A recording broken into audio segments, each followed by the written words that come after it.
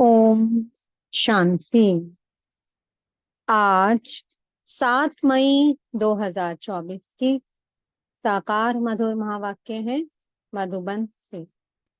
मीठे बाप दादाजी ने कहा, मीठे बच्चे, बाप से करंट लेनी है तो सर्विस में लगे रहो।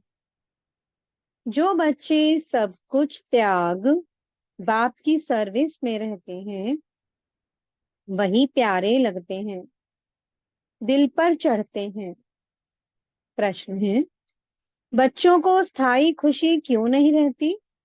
मुख्य कारण क्या है?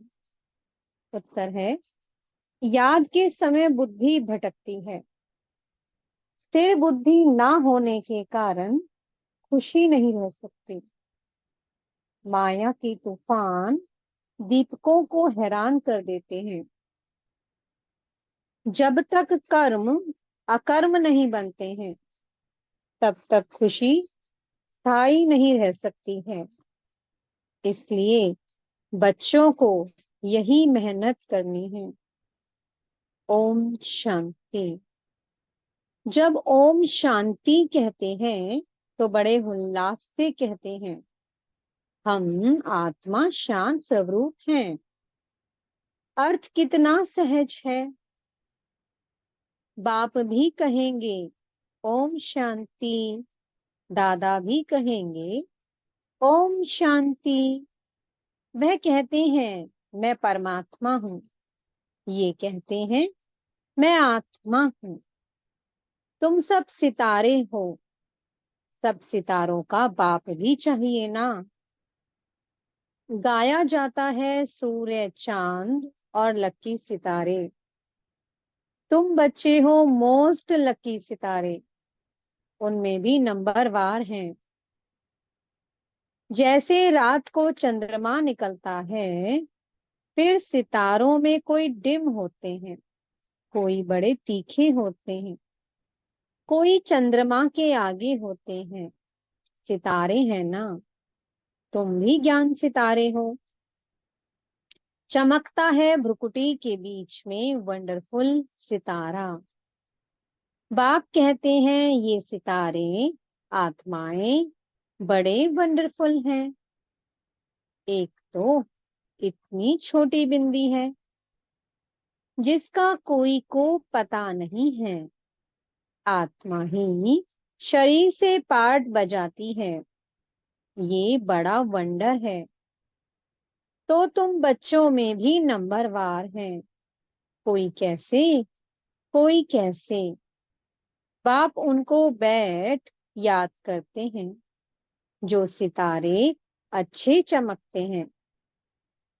जो बहुत सर्विस करते हैं उनको करंट मिलती जाती है। तुम्हारी बैटरी भरती जाती है। तमो प्रधान से सतो प्रधान बनने के लिए सर्च लाइट मिलती है, नंबरवार पुरुषार्थ अनुसार। बाप कहते हैं जो मेरे अर्थ सब कुछ त्याग सर्विस में लगे रहते हैं वह बहुत प्यारे लगते हैं, दिल पर भी चढ़ते हैं। बाप दिल लेने वाला है ना, दिल वाला मंदिर भी है ना। अब दिल वाला या दिल लेने वाला मंदिर, किसकी दिल लेने वाला? तुमने देखा है ना, प्रजापिता ब्रह्मा बैठा है ना, जरूर उनमें शिव बाबा की प्रवेशता है। और फिर तुम देखते भी हो ऊपर में स्वर्ग की स्थापना भी है, नीचे बच्चे तपस्या में बैठे हैं। ये तो छोटा मॉडल रूप में बनाया हुआ है। तो जो बहुत अच्छी सर्विस करते हैं, बहुत मददगार हैं, महारथी, घोड़े सवार, प्यादे हैं ना, ये मंदिर यादगार बहुत अच्छा एक्यूरेट बना हुआ है। तुम कहेंगे ये हमारा ही यादगार है। अभी तुमको रोशनी मिली है और कोई को भी ज्ञान का तीसरा नेत्र नहीं है। भक्ति मार्ग में तो जो मनुष्यों को सुनाते हैं, सत सत करते जाते हैं, वास्तव में है झूठ। उनको सत समझते हैं। अब बाप जो ट्रुथ है, वह बैठकर तुमको ट्रुथ सुनाते हैं, जिससे तुम विश्व के मालिक बनते हो। बाप तो कुछ भी मेहनत नहीं कराते हैं। सारे झाड़ का राज तुम्हारी बुद्धि में बैठ गया है। तुमको समझाते तो बहुत सहज हैं, परंतु टाइम क्यों लगता है? नॉलेज व वर्षा लेने में टाइम नहीं लगता। टाइम लगता है पवित्र बनने में। मुख्य है याद की यात्रा। यहाँ तुम आते हो तो यहाँ अटेंशन जास्ती होता है। याद की यात्रा में घर में जाने से इतना नहीं रहता। यहाँ सब नंबरवार हैं। कोई तो यहाँ बैठे होंगे, बुद्धि में यही नशा होगा। हम बच्चे, वह बाप है, बेहद का बाप, और हम बच्चे बैठे हैं। तुम बच्चे जानते हो बाप इस शरीर में आया हुआ है, दिव्य दृष्टि दे रहे हैं, सर्विस कर रहे हैं। तो उस एक को ही याद करना चाहिए, और कोई तरफ बुद्धि जानी नहीं चाहिए। संदेशी पूरी रिपोर्ट दे सकती है। किसकी बुद्धि बाहर भटकती है, कौन क्या करते हैं, किसको झुटका आता है, सब बता सकती है। जो सितारे अच्छे सर्विसेबल हैं, उन्हों को ही देखता रहता हूँ। बाप का लव है ना। स्थापना में मदद करते हैं। हूबहू कल्प पहले मिसल ये राजधानी स्थापन हो रही है, अनेक बार हुई है। ये तो ड्रामा का चक्कर चलता रहता है। इसमें फिक्र की भी कोई बात नहीं रहती है। बाबा के साथ है ना, तो संग का रंग लगता है, फिक्र कम होती जाती है। ये तो ड्रामा बना हुआ है। बाप बच्चों के लिए स्वर्ग की राजधानी ले आई हैं। सिर्फ कहते हैं, मीठे मीठे बच्चों, पतित से पावन बनने के लिए बाप को याद करो। अब जाना है स्वीट होम, जिसके लिए ही तुम भक्ति मार्ग में माथा मारते हो, परंतु एक भी जा नहीं सकते। अब बाप को याद करते रहो और स्वदर्शन चक्र फिराते रहो। अल्प और देव, बाप को याद करो और 84 का चक्कर फिराओ। आत्मा को 84 के चक्कर का ज्ञान हुआ है। रचयिता और रचना के आदि मध्य अंत को कोई भी नहीं जानते हैं। तुम जानते हो, सो भी नंबरवार पुरुषार्थ अनुसार। सुबह को उठकर तुम बुद्धि में यही रखो, अब हमने 84 का चक्कर पूरा किया है, अब वापस जाना है। इसलिए अब बाप को याद करना है, तो तुम चक्रवर्ती बनेंगे। ये तो सहज है ना, परंतु माया तुमको भुला देती है। माया के तूफान है ना, वह दीपकों को हैरान कर देते हैं। माया बड़ी दुस्तर है। इतनी शक्ति है जो बच्चों को भुला देती है। वह खुशी स्थायी नहीं रहती है। तुम बाप को याद करने बैठते हो, बैठे बैठे बुद्धि और तरफ चली जाती है। ये सब है गुप्त बातें। कितनी भी कोशिश करेंगे, परंतु याद कर नहीं सकेंगे।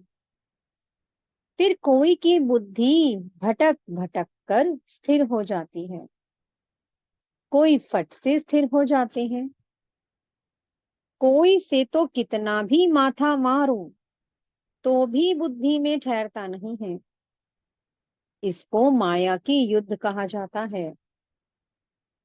कर्म अकर्म बनाने के लिए कितनी मेहनत करनी पड़ती है। वहां तो रावण राज्य ही नहीं तो कर्म विकर्म भी नहीं होते। माया होती ही नहीं जो उल्टा कर्म कराए। रावण और राम का खेल है। आधा कल्प है राम राज्य, आधा कल्प है रावण राज्य। दिन और रात, संगम युग पर सिर्फ ब्राह्मण ही होते हैं। अब तुम ब्राह्मण समझते हो। रात पूरी हो, दिन शुरू होना है। वह शूद्र वर्ण वाले थोड़े समझते हैं। मनुष्य तो बहुत आवाज से भक्ति आदि के गीत गाते हैं। तुमको तो जाना है आवाज से परे। तुम तो अपने पाप की ही याद में मस्त रहते हो। आत्मा को ज्ञान का तीसरा नेत्र मिला है। आत्मा समझती है, अब बाप को याद करना है। भक्ति मार्ग में शिव बाबा तो करते आए हैं। शिव के मंदिर में शिव को बाबा जरूर कहते हैं। ज्ञान कुछ भी नहीं है। अब तुमको ज्ञान मिला है। वह शिव बाबा है, उनका ये चित्र है। वह तो लिंग ही समझते हैं। अब तुमको तो ज्ञान मिला है। वह लिंग के ऊपर जाकर लोटी चढ़ाते हैं। अब बाप तो है निराकार। निराकार के ऊपर लोटी चढ़ाएंगे, वो क्या करेंगे? साकार हो तो स्वीकार भी करें। निराकार पर दूध आदि चढ़ाएंगे, वो क्या करेंगे? बाप कहते हैं, दूध आदि जो चढ़ाते हो वह तुम ही पीते हो, भोग आदि भी तुम ही खाते हो। यहाँ तो मैं सम्मुख हूं ना। आगे इनडायरेक्ट करते थे, अभी तो डायरेक्ट है। नीचे आकर पार्ट बजा रहे हैं, सर्च लाइट दे रहे हैं। बच्चे समझते हैं, मधुबन में बाबा के पास जरूर आना चाहिए।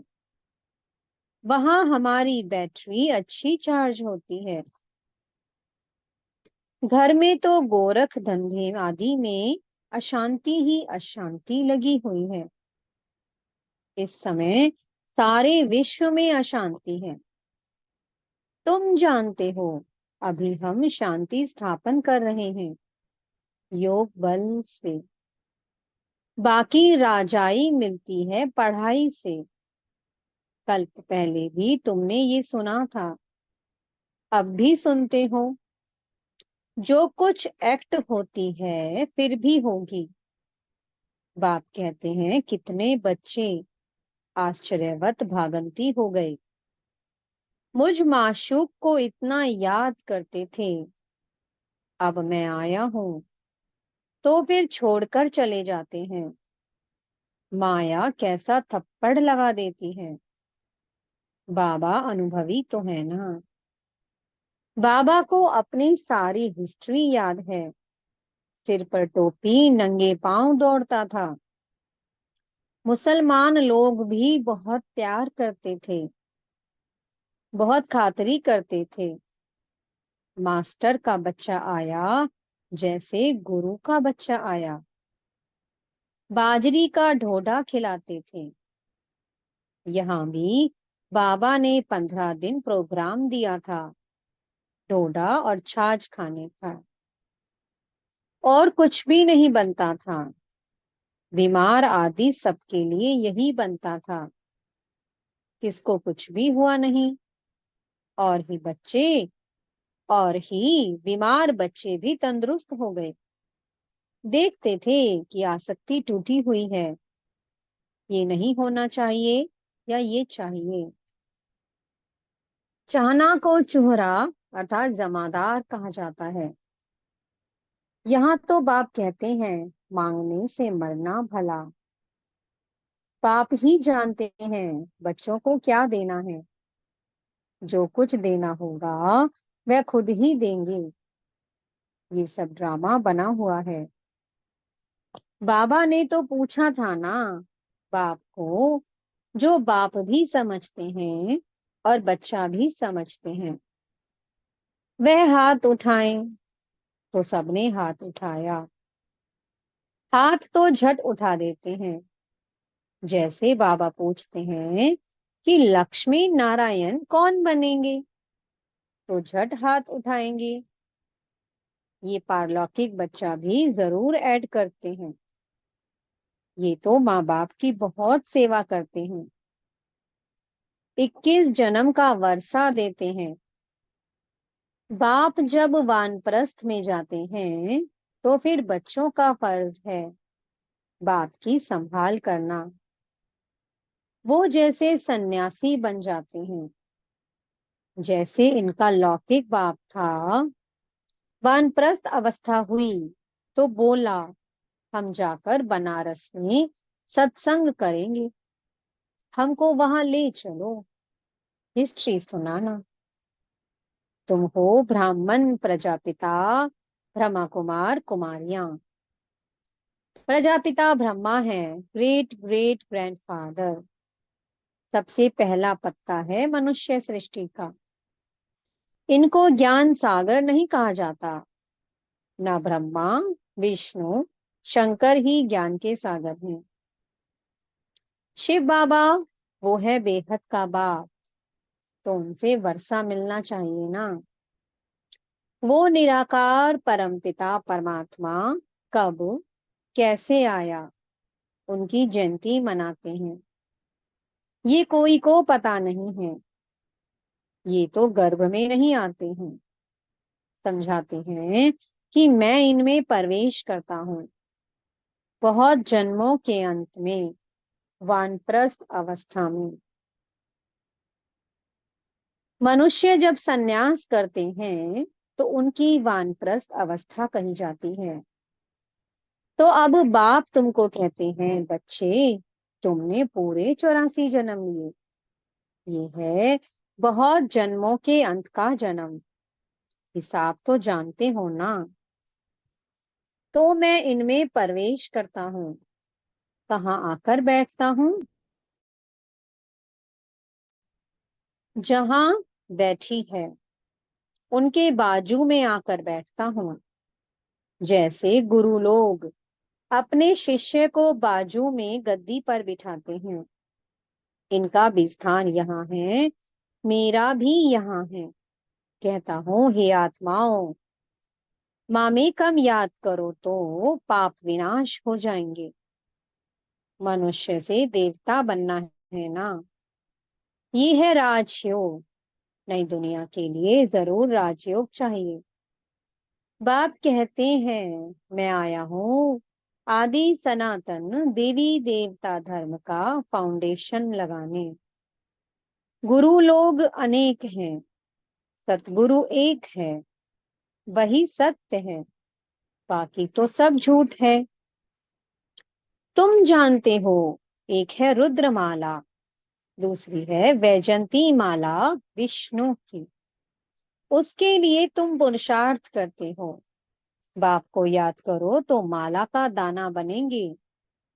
जिस माला का तुम भक्ति मार्ग में सिमरन करते हो, परंतु जानते नहीं हो कि ये माला किसकी है, ऊपर में फूल कौन है, फिर मेरू क्या है, दाने कौन है जिसकी माला फेरते हैं। समझते कुछ नहीं। ऐसे ही राम राम कहते माला फेरते रहते हैं। राम राम कहने से समझते हैं कि सब राम ही राम है। सर्वव्यापी की बात का अंधियारा इससे निकला है। माला का अर्थ ही नहीं जानते। कोई कहते 100 माला फेरो, इतनी माला फेरो। बाप तो अनुभवी है ना। 12 गुरु किए, 12 का अनुभव लिया, ऐसे भी बहुत होते हैं। अपना गुरु होते भी फिर औरों के पास जाते हैं कि कुछ अनुभव मिल जाए, माला आदि फेरते हैं। है बिल्कुल अंधश्रद्धा। माला पूरी कर फूल को नमस्कार करते हैं। शिव बाबा फूल है ना। माला के दाने तुम अनन्य बच्चे बनते हो, तुम्हारा फिर सिमरन चलता है। उनको कुछ भी पता नहीं है। वह तो कोई राम कहते, कोई श्री कृष्ण को याद करते, अर्थ कुछ भी नहीं, श्री कृष्ण शरणम कह देते। अब वह तो सतयुग का प्रिंस था, उनकी शरण कैसे लेंगे। शरण तो बाप की ली जाती है। तुम ही पूज्य फिर पुजारी बनते हो, 84 जन्म ले पतित बने हो तो शिव बाबा को कहते हैं, ये फूल हमको भी आप समान बनाओ। अच्छा, मीठे मीठे सी कीलधे बच्चों प्रति माता पिता बाप दादा का याद प्यार और गुड मॉर्निंग। रूहानी बाप की रूहानी बच्चों को नमस्ते। हम रूहानी बच्चों की मीठे रूहानी बाप दादाजी को बहुत बहुत याद प्यार, गुड मॉर्निंग और नमस्ते। धारणा के लिए मुख्य सार है। पहला पॉइंट, किसी भी प्रकार की चाहना नहीं रखनी है, आसक्ति खत्म कर देनी है। बाबा जो खिलाए तुम्हें डायरेक्शन है, मांगने से मरना भला। दूसरा पॉइंट है, बाप की सर्च लाइट लेने के लिए एक बाप से सच्चा लव रखना है। बुद्धि में नशा रहे कि हम बच्चे हैं, वह बाप है। उनकी सर्च लाइट से हमें तमो प्रधान से सतो प्रधान बनना है। मीठे सतगुरु जी वरदान दे रहे हैं। रहम की भावना द्वारा निमित भाव से सेवा करने वाले सर्व लगाव मुक्त भवा। वर्तमान समय जब सभी आत्माएं थक कर निराश हो मर्सी मांगती हैं, तो आप दाता के बच्चे अपने भाई बहनों पर रहमदिल बनो। कोई कितना भी बुरा हो, उसके प्रति भी रहम की भावना हो, तो कभी घृणा, ईर्ष्या व क्रोध की भावना नहीं आएगी। रहम की भावना सहज निमित भाव इमर्ज कर देती है। लगाव से रहम नहीं, लेकिन सच्चा रहम लगाव मुक्त बना देता है, क्योंकि उसमें देभान नहीं होता है। स्लोगन है, दूसरों को सहयोग देना ही स्वयं के खाते जमा करना है। ओम शांति। बहुत बहुत शुक्रिया प्यारे प्यारे हमारे मीठे मीठे बाप दादा जी का। ओम शांति।